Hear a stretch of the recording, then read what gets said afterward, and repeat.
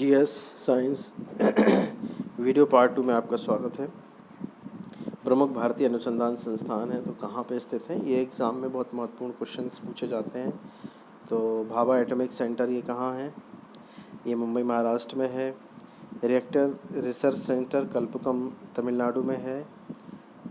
High altitude research laboratory Gulmarg Himachal Pradesh में है। कैगा कर्नाटक में है।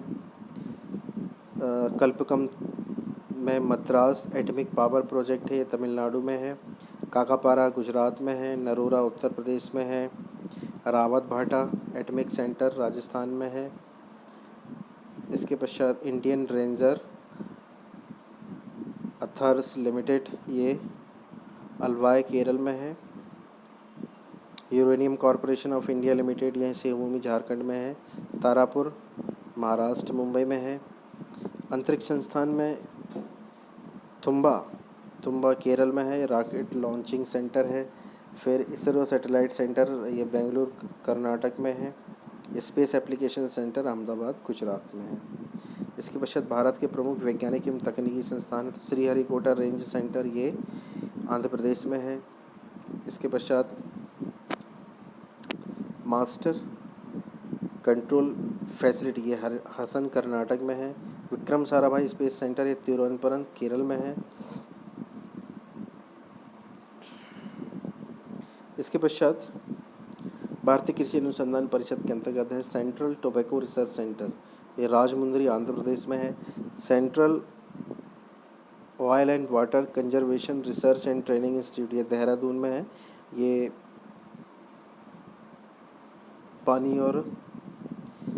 पानी के कंजर्वेशन से संबंधित है। सॉइल और पानी मतलब भूमि और पानी के कंजर्वेशन संबंधित है। सेंट्रल एविगेशन रिसर्च इंस्टीट्यूट ये बरेली उत्तर प्रदेश में है। सेंट्रल इनलैंड फिशरीज इंस्टीट्यूट मतलब भूमिगत जो मत्स्य पालन है इसका संस्थान जोधपुर राजस्थान में है। सेंट्रल एरल जोन रिसर्च इंस्टीट्यूट ये बैरकपुर पश्चिम बंगाल में है। कॉटन रिसर्च सेंटर नागपुर में है। Fisheries technology research centre Cochin में है। Marine fisheries research institute Cochin Kerala में है। Rice research institute Cuttack Orissa में है। Centre sheep and wool research institute ये अंबिकानगर राजस्थान में है। Jute technical research laboratory Kolkata में है।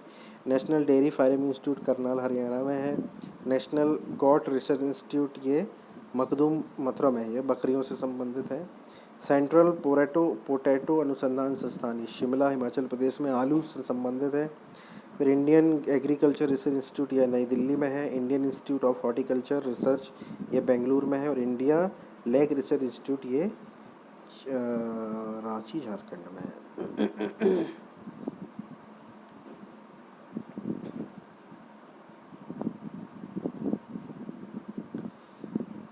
इसके पश्चात पर्यावरण विज्ञान के अधीन संस्थान देखेंगे हम। तो central board of prevention and control of water pollution संबंधित दिल्ली में है। भारतीय वन्यजीव संस्थान देहरादून उत्तराखंड में है। Zoological survey of India Kolkata Paschim Bengal में है। बॉटनिकल सर्वे ऑफ इंडिया भी कोलकाता पश्चिम बंगाल में है। केंद्रीय खनन अनुसंधान स्टेशन धनबाद झारखंड में। केंद्रीय सड़क अनुसंधान संस्थान ये नई दिल्ली में है। भारतीय रसायन प्रौद्योगिकी संस्थान हैदराबाद में है। भारतीय पेट्रोलियम संस्थान देहरादून उत्तराखंड में है। सूक्ष्म जीव प्रौद्योगिकी संस्थान चंडीगढ़ में है। भारतीय राष्ट्रीय वैज्ञानिक अभिलेखन केंद्र लखनऊ में है। औद्योगिक विश्व विज्ञान अनुसंधान केंद्र तो ये विश्व विज्ञान है तो ये नई दिल्ली में है। राष्ट्रीय एरोस्पेस प्रयोगशाला बेंगलुरु में है। राष्ट्रीय वनस्पति अनुसंधान संस्थान लखनऊ में है। केंद्रीय भवन अनुसंधान संस्थान रुड़की में है। केंद्रीय औषधि अनुसंधान संस्थान लखनऊ उत्तर प्रदेश में, ये बहुत महत्वपूर्ण है। इसके पश्चात राष्ट्रीय समुद्र विज्ञान संस्थान गोवा में। राष्ट्रीय पर्यावरण इंजीनियरिंग अनुसंधान संस्थान नागपुर महाराष्ट्र में। केंद्रीय चमड़ा अनुसंधान संस्थान ये चेन्नई मद्रास में है। और केंद्रीय जल एवं विद्युत अनुसंधान केंद्र ये खड़गवासला में स्थित है। इसके पश्चात कृषि मंत्रालय के अंतर्गत जो संस्थान है उसमें देखिए वन अनुसंधान संस्थान Dehradun, agriculture research management academy Hyderabad, भारतीय वन सर्वेक्षण देहरादून। इसके पश्चात केंद्रीय आयुर्वेद शोध संस्थान जयपुर, केंद्रीय आयुर्वेद शोध संस्थान ये जयपुर में स्थित है। नेशनल टीबी इंस्टीट्यूट बेंगलुरु में स्थित है। रोग निदान संस्थान नई दिल्ली में है। औद्योगिक विश्वविज्ञान अनुसंधान केंद्र कोलकाता में। मलेरिया अनुसंधान केंद्र दिल्ली। राष्ट्रीय रोग प्रतिरोधक विज्ञान संस्थान नई दिल्ली। राष्ट्रीय हैजा तथा आंत्रव्याधि संस्थान कोलकाता में स्थित है। राष्ट्रीय विषाणु विज्ञान संस्थान पुणे महाराष्ट्र में स्थित है। इसके बाद हम यहाँ भौतिक विज्ञान स्टार्ट करेंगे। तो भौतिक विज्ञान में पढ़ने के लिए देखिए सिलेबस बहुत ब्रॉड है, लेकिन एग्ज़ाम में जो क्वेश्चन आते हैं वो एप्लीकेशन बेस्ड क्वेश्चन आते हैं, तो हमको इसको उसी पॉइंट ऑफ व्यू से पढ़ना होगा। देखिए सबसे पहले इसमें मूल राशियों को व्यक्त करने के लिए उपयोग किए जाने वाले मात्रकों को मूल मात्रक कहते हैं। लंबाई, द्रव्यमान, इस तरीके से। और मूल मात्रकों की सहायता से व्यक्त किए जाने वाले मात्रक को व्युत्पन्न मात्रक कहते हैं, जैसे त्वरण, वेग, आवेश आदि। फिर मापन के लिए जो प्रमुख पद्धतियाँ हैं, जैसे FPS तो फुट पाउंड और सेकंड, MKS मतलब मीटर किलोग्राम और सेकंड, CGS मतलब सेंटीमीटर ग्राम और सेकंड, और SI यूनिट भी है। SI यूनिट कब से यूज की गई देखिए, तो 1960 से भार एवं मात्रा एवं समान भार पर संपन्न समान कॉन्फ्रेंस में SI पद्धति को अंतर्राष्ट्रीय पद्धति बोला गया, मतलब 1960 से चालू की गई है। और SI पद्धति में मूल 7 इकाइयाँ हैं और 2 सहायक इकाइयाँ हैं और व्युत्पन्न 20 इकाइयाँ हैं। तो ये इसमें दिया हुआ है। लंबाई जो है, लंबाई के कुछ जो एग्ज़ाम के पॉइंट ऑफ व्यू से आपकी चीज़ें हैं, जैसे प्रकाश वर्ष क्या होता है, तो एक वर्ष में प्रकाश द्वारा चली गई दूरी को एक प्रकाश वर्ष कहा जाता है। और इसके मात्रक को हम प्रकाश वर्ष का मापन जो है वो मीटर या किलोमीटर में होता है, और इसका मापन जो है जैसे 9.45 × 10⁻15 होता है। फिर एक खगोलीय मात्रक क्या होता है, तो ये खगोलीय दूरी होती है। एक वर्ष में सूर्य के द्वारा चली गई दूरी को खगोलीय वर्ष कहते हैं। फिर नाटिकल मील है, तो समुद्र की दूरी होती है। एक नाटिकल मील बराबर होता है 1852 मीटर। उसके पश्चात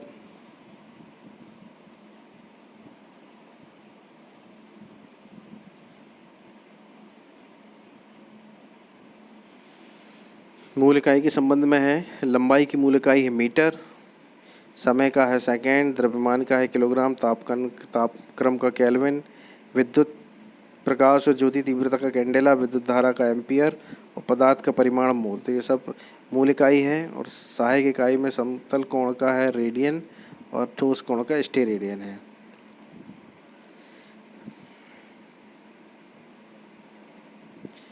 इसके पश्चात द्रव्यमान है, तो परमाणु के द्रव्यमान के मापन में AMU का उपयोग किया था। ये एक महत्वपूर्ण फैक्ट है।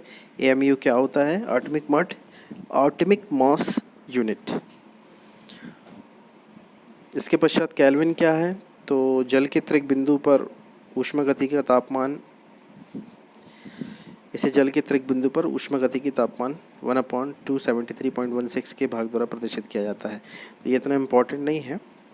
कैंडेला CD यह प्रकाश तीव्रता का मापक है। एम्पियर क्या होता है? ये विद्युत प्रवाह का मात्रक होता है। इसके पश्चात व्युत्पन्न इकाइयाँ हैं जो दूसरी इकाइयों की सहायता से निकाली जाती हैं।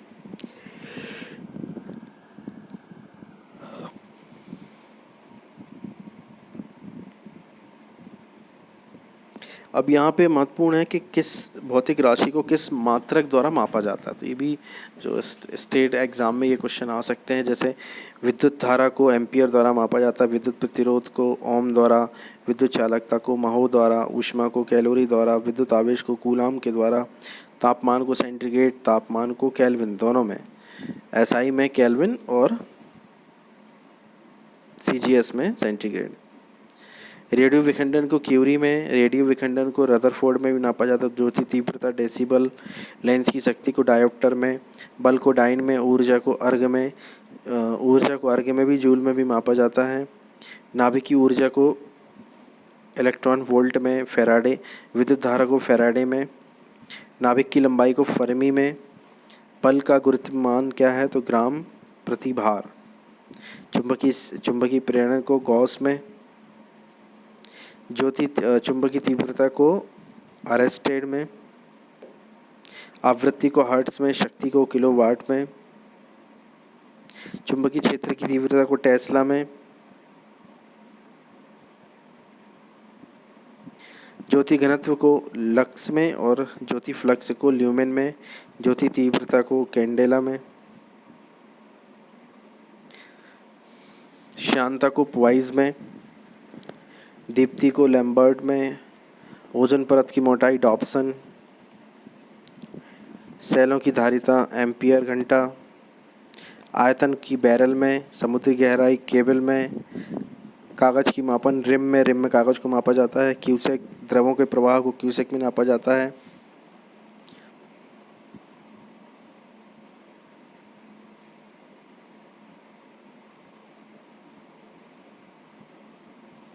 इसके पश्चात हम देखेंगे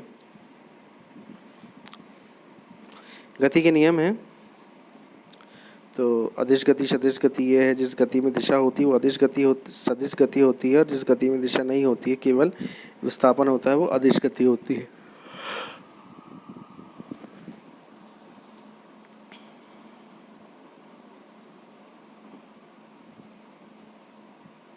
गति के प्रकार में देखिए, रेखीय गति होती है। यदि कोई गतिमान वस्तु एक सीधी रेखा में चलती है तो उसकी गति रेखीय गति कहलाती है। जैसे हम नॉर्मली मान रहे तो जो ट्रेन की जो गति है वो रेखीय गति है।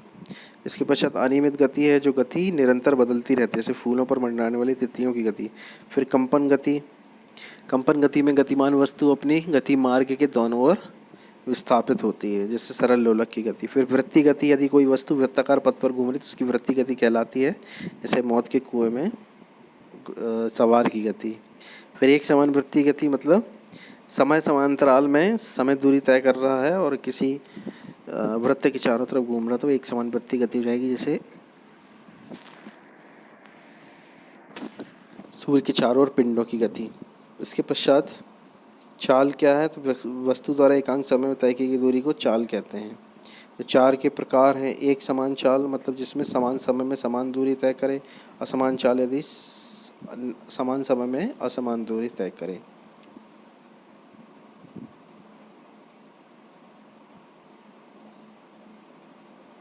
इसके पश्चात है वेग। तो देखिए चाल और वेग में क्या अंतर है, दोनों में दूरी तय होती है, लेकिन वेग में दूरी के साथ साथ मतलब विस्थापन के साथ साथ दिशा का भी महत्व होता है, जबकि चाल में केवल दूरी का महत्व होता है। चली गई दूरी मतलब निश्चित समय में चली गई दूरी को चाल कहते हैं, और निश्चित समय में निश्चित दिशा में चली गई दूरी को वेग कहते हैं। एक समान वेग क्या होता है, असमान वेग क्या होता है, औसत वेग क्या, तात्कालिक वेग क्या होता है, तो इसमें कुछ चीज़ें हम देख लेते हैं। जैसे तात्कालिक वेग है किसी क्षण पर अत्यंत सूक्ष्म समय अंतराल में वस्तु द्वारा तय की गए विस्थापन को तात्कालिक वेग कहते हैं। सापेक्ष वेग क्या है, दो वस्तुओं में जब तुलना की जाती है तो एक वस्तु का वेग दूसरे के सापेक्ष वेग कहलाता है। फिर निरपेक्ष वेग क्या कहलाता है, एक वस्तु यदि स्थिर और दूसरी गतिमान है तो उनका जो सापेक्षिक अध्ययन किया जाएगा वो निरपेक्ष वेग कहलाता है। फिर त्वरण है, त्वरण क्या होता है, यदि किसी गतिमान वस्तु का वेग निरंतर बढ़ रहा है तो उसको त्वरण कहते हैं, अर्थात समय के साथ साथ वस्तु के वेग परिवर्तन की दर को त्वरण कहा जाता है। त्वरण का ऐसा ही मात्रक मीटर प्रति सेकंड स्क्वायर होता है। त्वरण बराबर वेग में परिवर्तन बटे समय। त्वरण के प्रकार हैं, एक समान त्वरण है, असमान त्वरण है, धनात्मक ऋणात्मक त्वरण है। तो इन सबको हम देखेंगे। जैसे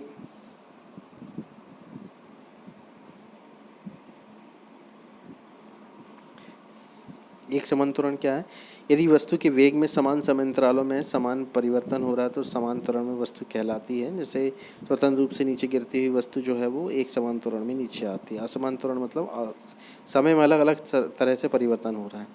फिर धनात्मक तथा ऋणात्मक त्वरण, तो त्वरण का मान यदि बढ़ रहा है, यदि वस्तु के वेग का परिमाण समय के साथ बढ़ रहा है तो उसका त्वरण धनात्मक हो जाएगा, और समय के साथ घट रहा तो ऋणात्मक त्वरण हो जाएगा।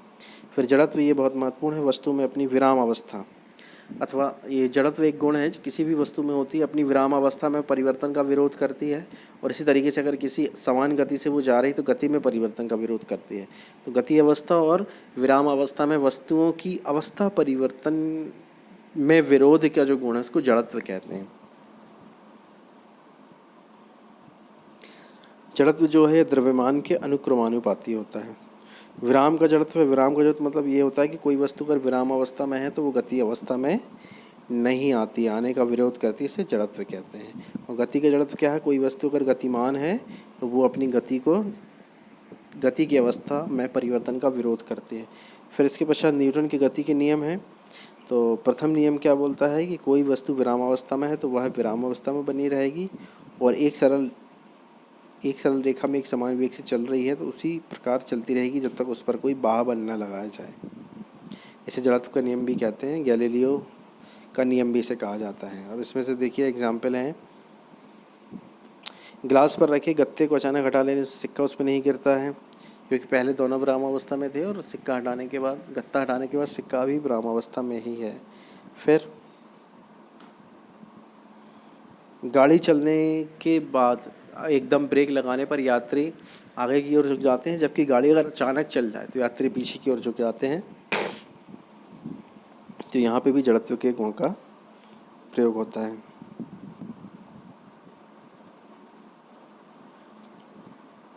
इसके पश्चात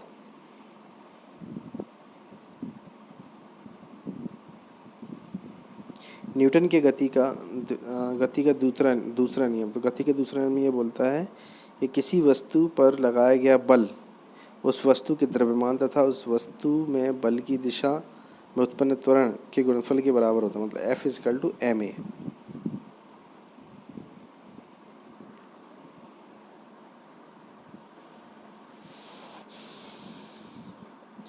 द्वितीय नियम का प्रयोग ये महत्वपूर्ण है। देखिए, किसी वस्तु के संवेग में परिवर्तन की दर लगाए गए बल के समानुपातिक होती है। क्रिकेट की गेंद पकड़ते समय खिलाड़ी अपने हाथ पीछे खींचता है, अगर स्थिर होकर पकड़ेगा तो गेंद उसके हाथों में बहुत जोर से लगेगी।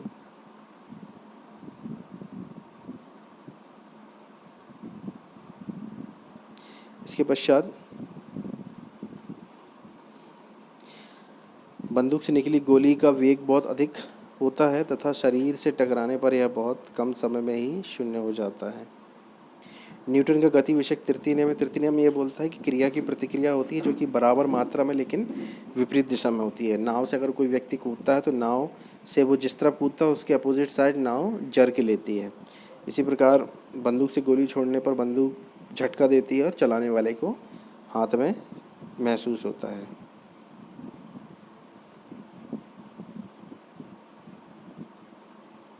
इसके पश्चात संवेग है। तो संवेग के लिए देखिए, किसी वस्तु का संवेग उसके द्रव्यमान तथा वेग के गुणनफल के बराबर होता है, इसे p से प्रदर्शित करते हैं। संवेग एक सदिश राशि है। संवेग बराबर होता है द्रव्यमान गुणित वेग। दो या दो से अधिक वस्तुओं के समुदाय पर कोई बाह्य बल कार्य करे तो उसे वस्तु का संवेग निश्चित रहता है। संवेग संरक्षण का इसको नियम कहते हैं। संवेग संरक्षण का नियम है, दो अथवा दो से अधिक वस्तुओं के समुदाय पर कोई बाह्य बल कार्य न करे तो उनका संवेग निश्चित रहता है।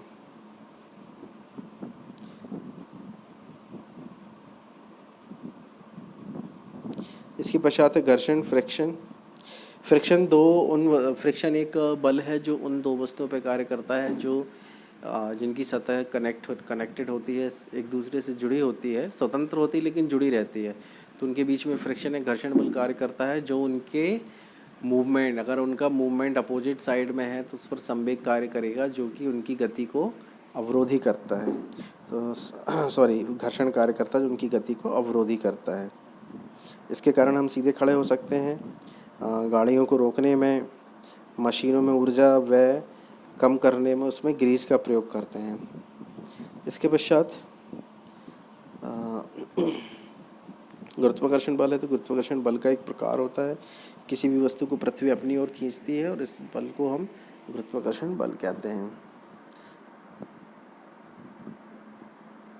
गुरुत्वीय त्वरण है, मुक्त रूप से पृथ्वी की ओर गिरने वाली वस्तु प्रति सेकंड होने वाली वृद्धि को गुरुत्वीय त्वरण कहा जाता है। गुरुत्वीय त्वरण का मान पृथ्वी पर भिन्न भिन्न स्थानों पर अलग रहता है। अब यहाँ देखिए इंपॉर्टेंट पॉइंट आ रहा है एग्जाम के पॉइंट ऑफ व्यू से कि गुरुत्वीय त्वरण का मान अलग अलग स्थानों पर अलग अलग होता है।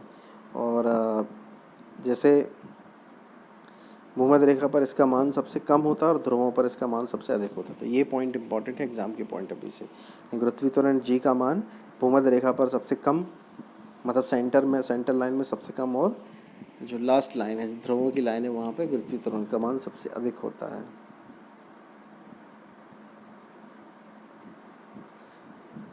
इसकी वैल्यू 9.8 इंटू 9.8 मीटर पर सेकेंड स्क्वायर होती है। इसके पश्चात जी के मान में परिवर्तन है, तो देखिए ये बहुत इंपॉर्टेंट है जो कि एग्जाम में आते हैं। जी के मान में परिवर्तन कैसे होता है? पृथ्वी की सतह से ऊपर या नीचे जाने पर, पृथ्वी की सतह से ऊपर या नीचे जाने पर जी का मान घटता है। मतलब पृथ्वी की सतह से अगर हम ऊपर जाएंगे या नीचे जाएंगे तो जी के मान में परिवर्तन हो जाता है। ध्रुवों पर अधिकतम होता है, विषुवत रेखा या भूमध्य रेखा पर न्यूनतम होता है। घूर्णन गति बढ़ने पर जी का मान कम हो जाएगा, घूर्णन गति घटने पर जी का मान बढ़ जाएगा। केंद्र पर जी का मान 0 होगा, अतः किसी वस्तु का भार पृथ्वी के केंद्र पर 0 होगा। पृथ्वी अपने अक्ष के चारों ओर घूमना बंद कर दे तो ध्रुवों के अतिरिक्त प्रत्येक स्थान पर जी के मान में वृद्धि हो जाएगी। यह वृद्धि विषुवत पृथ्वी पर सर्वाधिक तथा ध्रुव पर सबसे कम होगी। इसके पश्चात है भार। किसी वस्तु द्वारा पृथ्वी जिस बल द्वारा पृथ्वी किसी वस्तु को अपनी ओर खींचती है उसे भार कहते हैं। इसे डब्ल्यू द्वारा निरूपित किया जाता है और ऐसा ही मात्रक इसका न्यूटन है। इस प्रकार भारहीनता की स्थिति है जिसमें व्यक्ति को उसके भार का एहसास या महसूस नहीं होता है। जहाँ पे गुरुत्वाकर्षण बल नहीं है वहाँ पे यह स्थिति होती है। जैसे चंद्रमा में भारहीनता की स्थिति नहीं है, लेकिन चंद्रमा का गुरुत्वाकर्षण बल जो है वो पृथ्वी के गुरुत्वाकर्षण बल से 1/6 भाग है। या ये माना जाए कि किसी व्यक्ति का अगर यहाँ द्रव्यमान 60 किलो है तो चंद्रमा में उसका द्रव्यमान केवल 10 किलो होगा। इसके पश्चात है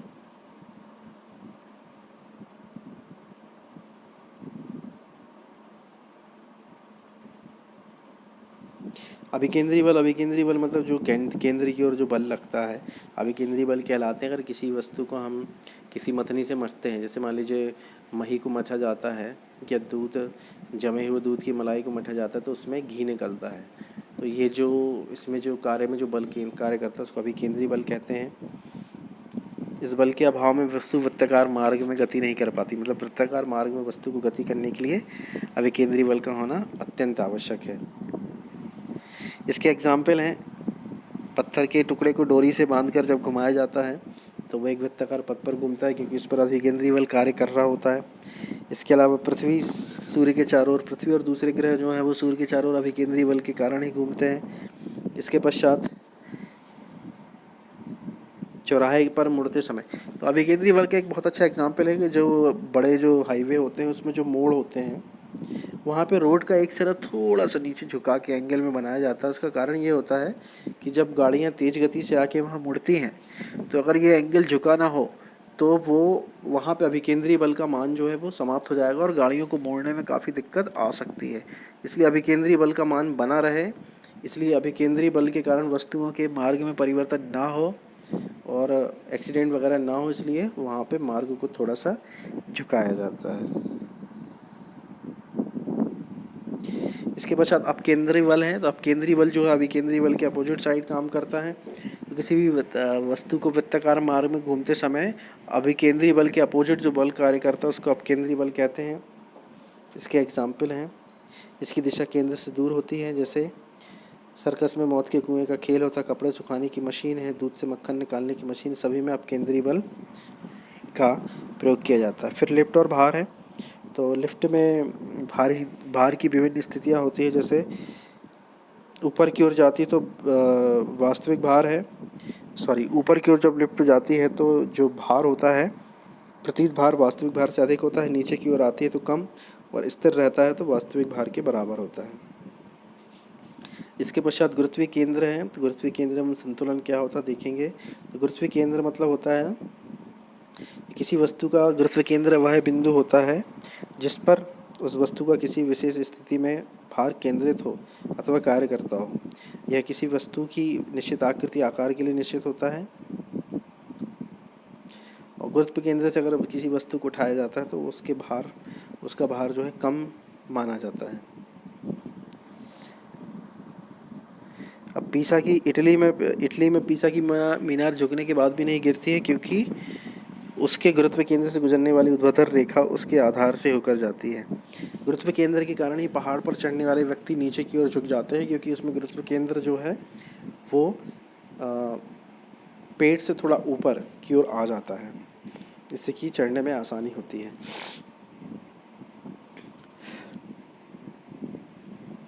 इसके पश्चात गुरुत्वाकर्षण बल है तो ब्रह्मांड में किन्हीं दो पिंडों के बीच में कार्य करने वाले आकर्षण बल को गुरुत्वाकर्षण बल कहा जाता है। गुरुत्वाकर्षण न्यूटन का गुरुत्वाकर्षण बल ये बोलता है कि किन्हीं दो पिंडों के बीच कार्य करने वाला आकर्षण बल उनके द्रव्यमान के गुणनफल के अनुक्रमानुपाती और उनके बीच की दूरी के वर्ग के व्युत्क्रमानुपाती होता है। F=G m1m2/r²। जहाँ पर G m1m2 दोनों पिंडों का द्रव्यमान है, G गुरुत्वीय नियतांक है, सार्वत्रिक गुरुत्वीय नियतांक है, और R उनके बीच की दूरी है। फिर केपलर के नियम है। केपलर के नियम देखेंगे। प्रत्येक ग्रह सूर्य के चारों ओर दीर्घ वृत्ताकार पथ पर गति करते हैं और प्रत्येक ग्रह का क्षेत्रीय वेग निश्चित रहता है। तो ये केपलर के नियम से संबंधित है। इसके पश्चात ग्रह का परिभ्रमण काल T का वर्ग ग्रह के सूर्य से औसत दूरी के घन के अनुपात होता है। T² is directly proportional to RQ।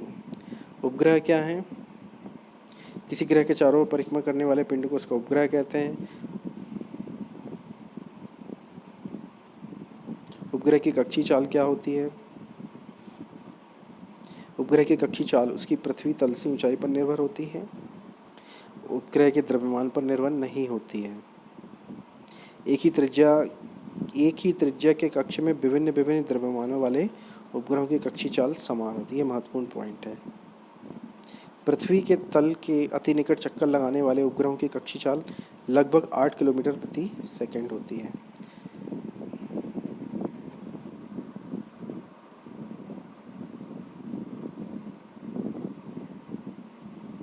इसके पश्चात है भूस्थायी उपग्रह।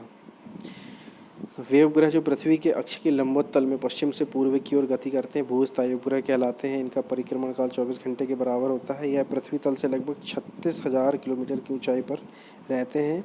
इसको भूतुल्यकारी कक्षा कहा जाता है और इसकी खोज सबसे पहले आर्थर सी क्लार्क ने की थी। यह पृथ्वी के अक्ष के लंबवत तल में पश्चिम से पूर्व की ओर परिक्रमा करते हैं। इसके पश्चात प्लाइन वेग। तो किसी भी पिंड को पृथ्वी की सतह से ऊपर की ओर फेंके जाने पर गुरुत्वाकर्षण बल को पार करने के बाद ही वो पृथ्वी के क्षेत्र से बाहर निकल सकता है। और गुरुत्वाकर्षण बल को पार करने के लिए आवश्यक जो वेग है उसको प्लाइन वेग कहते हैं। और अलग अलग ग्रह के लिए अलग अलग प्लाइन वेग का मान होता है। पृथ्वी के लिए 11.2 किलोमीटर प्रति सेकेंड है। अर्थात पृथ्वी तल से अगर इतने वेग से कोई वस्तु को ऊपर फेंका जाए तो वो पृथ्वी के गुरुत्वाकर्षण को पार करके बाहर निकल जाएगा। फिर पलायन वेग कक्षीय वेग का वर्गमूल 2 गुना होता है। मतलब कक्षीय वेग में वर्गमूल 2 का गुणा करेंगे तो हमको पलायन वेग प्राप्त हो जाता है। इसीलिए यदि किसी उपग्रह का कक्षीय वेग को वर्गमूल 2 गुना कर दिया, अगर कक्षीय वेग को अगर 41% बढ़ा दिया जाए तो वह उपग्रह अपनी कक्षा को छोड़कर पलायन कर जाएगा।